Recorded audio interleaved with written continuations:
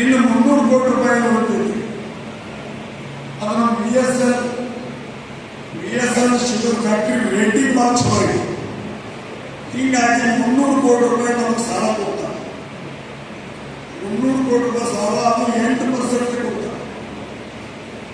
8% ಕೊಟ್ಟರೆ ಅದನ್ನು ತಗೊಂಡು ಅದನ್ನು ಸಾಲ ತುಂಬಿಬಿಟ್ಟು ಅದರ 300 ಕೋಟಿ ಬಡ್ಡಿ ತೊಗೊಂಡು 300 ಕೋಟಿ 8 ಬಂತು.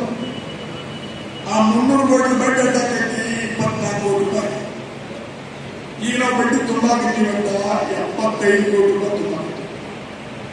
ಆ 75 ಕೋಟಿದಾಗ ಬರೀ 25 ಕೋಟಿ ರೂಪಾಯಿ ಬಡ್ಡಿ ತುಂಬೆ ವರ್ಷ 50 ಕೋಟಿ ಇತ್ತು.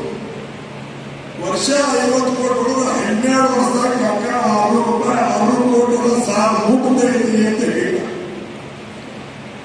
ಆ ಪ್ರಕಾರದ ನಾವು ನಿರ್ಣಯ ಮಾಡಿ ಆ ಪ್ರಕಾರ ಮಾಡೋದು ಮಾಡ್ತೀವಿ.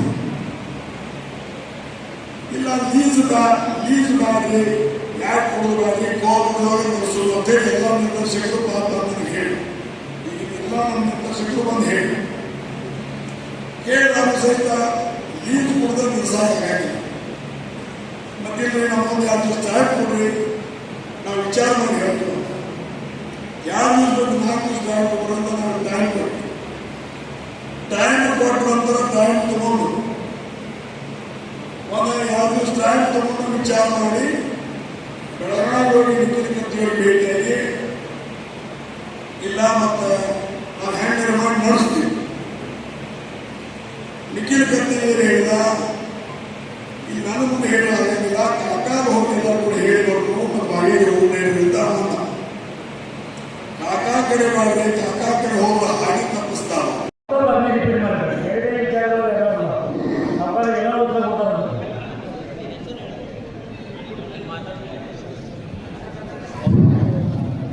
ಸರ್ವರಿಗೆ ನನ್ನ ಅನಂತ ವಂದನೆಗಳು. ಮೂಲಿ ಹೊನ್ನಪ್ಪಣ್ಣ ಇಲ್ಲಿವರೆಗೆ ನೀವು ಬಂದು ನಮ್ಮ ಕೂಡ ಏನು ಮಾಡಿದರೆ ಇನ್ನು ನಾವು ನಿಮ್ಮ ಕೈ ಕೊಟ್ಟು ನೀವು ಅವ್ರ ಕಡೆಯಿಂದ ಏನು ಬೇಕಂತ ಕೊಡ್ಬೇಕಂತೇಳಿ ಹೇಳಿದ್ರು. ಆ ಪ್ರಕಾರ ನಾವು ಬಂದಿದ್ದೆವು. ಏನಾದರೂ ಸ್ವಂತ ಅವ್ರ ಮನಸ್ಸಿನಿಂದ ನಮ್ಮ ಅವ್ರ ಹಿಂದೆ ಏನಾದರೂ ಕಿತ್ತು ಏನಾದರೂ ಆಗಿರಬೇಕು ಅಂತ ತಪ್ಪು